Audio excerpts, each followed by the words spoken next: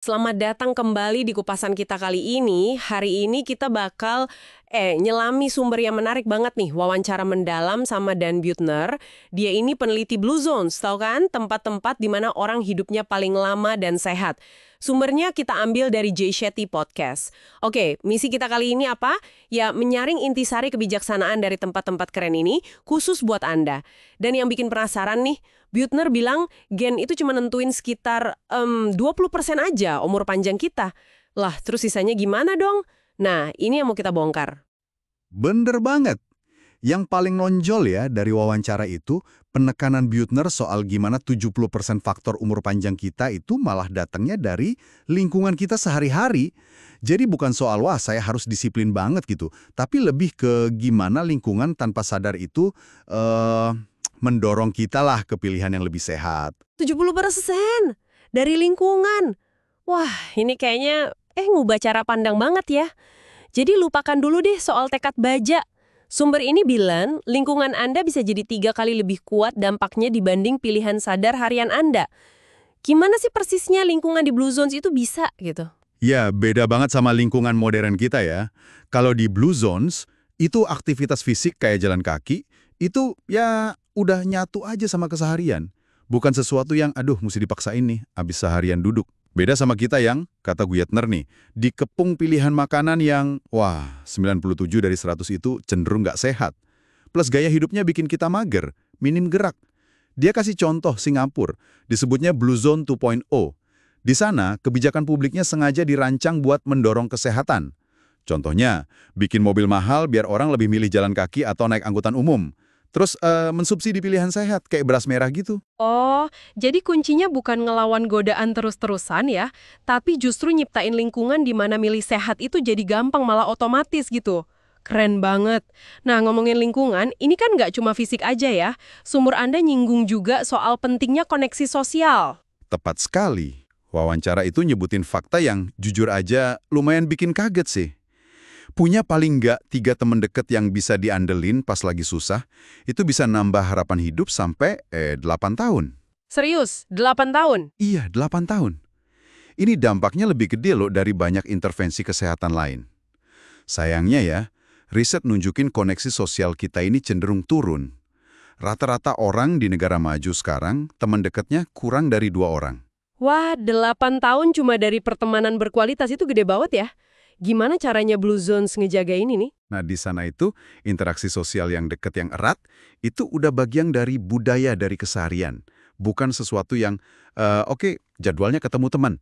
Enggak gitu. Buettner malah nyebut pickleball. Pickleball itu apa lagi? Itu kayak olahraga raket gitu, mirip tenis, tapi lapangannya lebih kecil, mainnya nggak seintens tenis. Nah, dia bilang itu inovasi sosial penting di Amerika sekarang. Karena bikin orang ketemu, interaksi langsung sambil gerak badan.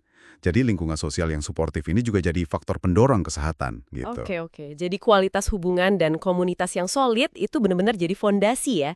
Nah, selain lingkungan fisik dan sosial, gimana soal makanan? Sumber Anda ngebahas ini lumayan detail juga. Rahasia praktisnya apa sih? Jadi dari 155 survei diet di Blue Zone selama 80 tahun yang dirangkum Buettner ya, polanya tuh konsisten banget. Sekitar 90–95% makanan mereka itu basisnya tumbuhan utuh. Tumbuhan utuh tuh kayak gimana? Ya, biji-bijian utuh, sayuran hijau, umbi-umbian kayak ubi ungu yang khas di Okinawa itu loh. Dan yang penting banget nih, kacang-kacangan. Daging, jarang banget. Mungkin cuma 5 kali sebulan lah rata-rata.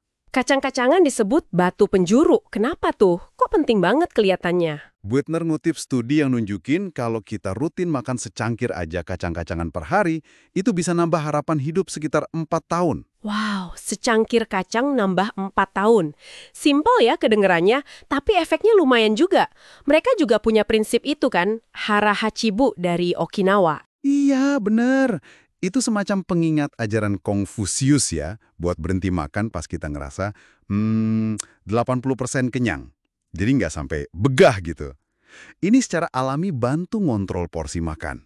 Ditambah lagi kebiasaan makan pelan-pelan, seringnya bareng orang lain, dan nggak sambil nonton TV atau main HP. Nah, ini lagi-lagi soal kebiasaan yang dibentuk sama budaya dan lingkungan kan? Oke, jadi pola makan dominan nabati, komunitas yang kuat, lingkungan yang dukung gerak alami. Masih ada lagi nggak sih elemen kunci lain dari Blue Zones yang dibahas di wawancara itu? Ada. Ada satu lagi yang penting. Sumber Anda juga nekenin soal pentingnya punya tujuan hidup.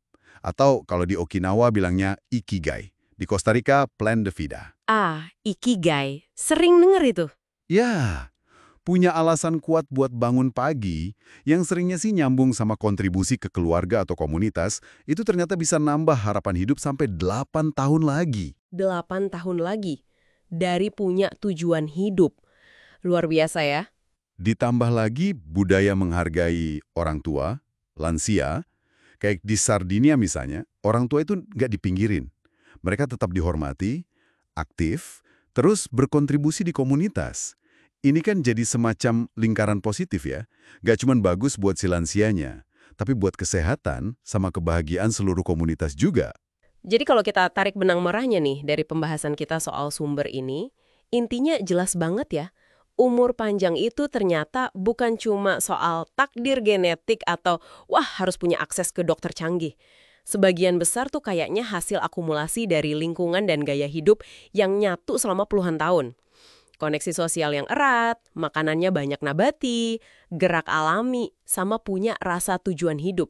Nah, ini jadi pertanyaan penting nih buat Anda pendengar kita. Gimana caranya Anda bisa mulai secara sadar gitu ya, ngebentuk lingkungan Anda sendiri supaya lebih mendukung pilihan-pilihan sehat.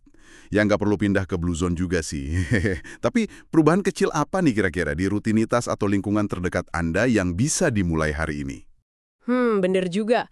Mungkin ya daripada kita ngandelin tekad doang yang kadang suka naik turun ngadepin godaan lingkungan modern, coba pikirin deh satu dorongan kecil apa yang bisa Anda rekayasa dalam keseharian Anda, biar milih sehat jadi lebih gampang. Bisa jadi sesimpel, nata ulang dapur Anda gitu. Jadi buah-buahan lebih gampang diambil daripada cemilan kemasan. Ya, sesuatu buat direnungkan lah.